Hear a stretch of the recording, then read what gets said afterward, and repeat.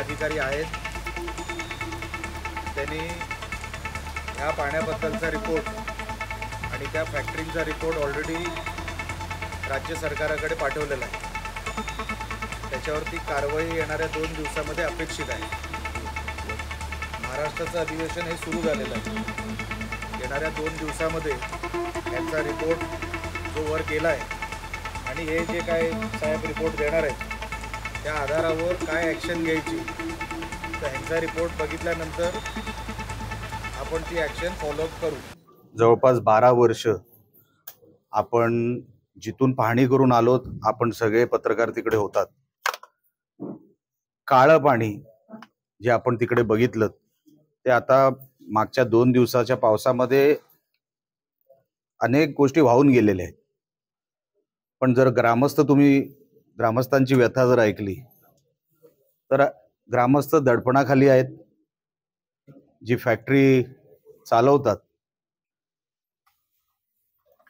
कोण मालक आहेत काय असतील मला माहित नाही, पण लोकांना 12 वर्ष गेली काळं पाणी प्यावं लागतंय। त्यांच्या आता तब्येतीवर त्याचे परिणाम होऊ लागलेले आहेत। आजूबाजूला अनेक विद्यार्थी राहतात, वयोवृद्ध आहेत, माता भगिनी आहेत। ते कसे जगले असतील मागचे 12 वर्ष हा एक वेगळा संशोधनाचा विषय आहे, रिसर्चचा विषय आहे। मी स्वतः येथे पाहणी करण्यासाठी याच्यासाठी आलो की मला बघायचं होतं, कारण का एका रिपोर्टच्या आधारावर मी आलो। जसं मी सांगितलं ग्रामस्थ दडपणाखाली आहेत, ते स्वतःहून काय बोलत नाही। आपल्याला जर आता लक्षात आलं असेल त्यांच्यातला कोण बिचारा प्रास्ताविक करायलाही तयार नव्हता, म्हणून मीच माईक हातात घेतला आणि मीच बोलायला सुरुवात केली। प्रचंड दडपण आहे आणि त्या दडपणातून बाहेर काढण्याचंही काम आमच्यासारख्या लोकांचं आहे। त्यांना साफ पाणी मिळावं, शुद्ध पाणी मिळावं, त्यांचं आरोग्य नीट राहावं। आता पाण्यामुळे काय काय होऊ शकतं शरीरामध्ये ते आपल्याला सगळ्यांना माहिती, आपण सगळे जाणतात हे सगळं। त्यांना हे सगळी सोय मिळावी, किमान पाणी, ते दुसरं काय मागतच नाहीये। पण जर पाण्यासाठी पण अशी गोरगरीब जनता ही दडपणाखाली राहणार आहे तर मी असं कधी होऊ देणार नाही। त्यांची बाजू घेण्यासाठी, त्यांच्यासोबत आम्ही आहोत हे सांगण्यासाठी आज मी इकडे आलो। आणि जे काही सॅम्पल आहेत, काही अधिकारी, पोल्युशन बोर्डाचे मंडळ अधिकारी आणि ज्या अधिकाऱ्यांना खरोखर काही देणं घेणं नाही असे अधिकारी पण अनुपस्थित राहिले। म्हणजे प्रशासन पण किती गंभीर आहे या विषयामध्ये हे इथे आल्यानंतर मला कळलं। अनेक अधिकारी मुंबईला निघून गेले सांगून की मी मुंबईला चाललो म्हणून, मला नाही, जेव्हा बोलवण्यात आलं तेव्हा। म्हणजे कुठेतरी प्रशासन पण ह्या मालकांबरोबर आहे का असा संशय माझ्यासारख्या कार्यकर्त्याला येतो। मी ही सगळी परिस्थिती, या सगळ्या परिस्थितीचा आढावा घेतलेला आहे। आम्ही ग्रामस्थांबरोबर राहणार, त्यांना ह्या गंभीर समस्येतून बाहेर काढणार हा शब्द मी आज विठोबाच्या मंदिरामध्ये दिलेला आहे। आता अधिवेशन देखील सुरू आहे। या अधिवेशन काळामध्ये संबंधितांवर कारवाई तर होणारच, त्याचबरोबर ह्यांना साफ पाणी मिळावं ह्याच्यासाठी जी काही सोय करून द्यायची आहे ती पण आम्ही करून देणार आहोत।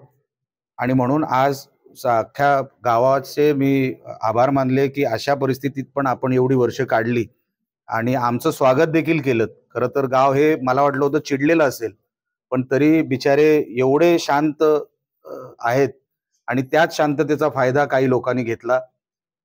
पण आता जास्त वेळ राहिलेला नाही, गावाला साफ पाणी मिळेल, शुद्ध पाणी मिळेल आणि हे जे काही दडपण आहे ते कायमचं मी काढून टाकणार.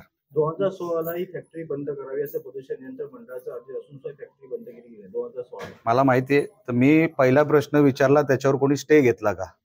असा कुठला स्टेही घेतलेला नाही असं मला कळलेलं आहे. प्राथमिक जे काही मी इन्फॉर्मेशन घेतली त्याच्यावर सांगतो. जेव्हा स्टे घेतलेला नाही म्हणजे तुम्हाला लक्षात येईल की 8 वर्ष गेले. जर प्रशासन दडपणाखाली आहे त्या बिचारी जनतेने काय करावं? 8 वर्ष बंदीची मागणी झाली होती तरी देखील काही नाही.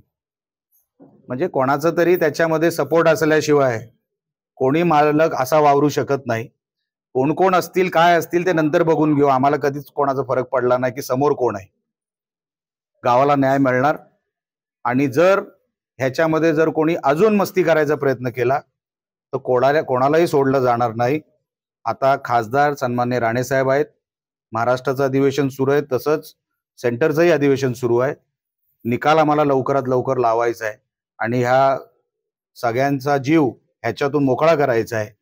एवढंच फक्त या निमित्ताने मी आपल्याला सांगतो. मी कोण कमी पडलं कोण जास्त पडलं ह्या आर्ग्युमेंटमध्ये मी जाणार नाही.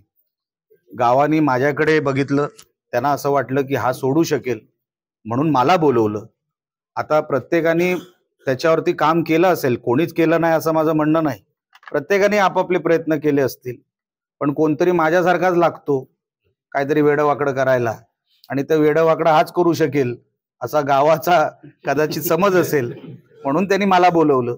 आता काही करून त्यांना माहिती आहे निलेश राणे काही करेल, पण एकदा विषय हातात घेतला की तो सोडणार नाही.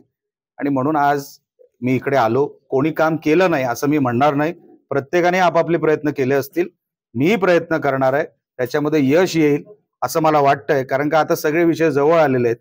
100% आपल्याला याच्यातून यश येईल. कोणत्या प्रकारची कारवाई होईल पुढे? जसं मी तुम्हाला सांगितलं, प्रदूषण बोर्डाचा जो रिपोर्ट वरती जाणार आहे, मंडळ अधिकाऱ्याला विचारलं, त्यांनी एक रिपोर्ट वरती पाठवायचं ठरवलं आहे. ते रिपोर्ट 2 दिवसामध्ये जाणार आहेत असं मला कळलेलं आहे. ऍग्रिकल्चर म्हणजे इकडे कृषी अधिकारी पण आलेले आहेत. जी काय भरपाई द्यायची आहे ती पंचनामा झाल्याशिवाय ती भरपाई देता येणार नाही.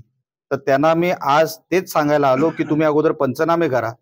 ज्यांचं नुकसान झालंय त्यांना भरीव अशी नुकसान भरपाई मिळाली पाहिजे, कारण का ते कृषी विभागाचं काम आहे. शेतामध्ये पण पाणी घुसलेलं आहे.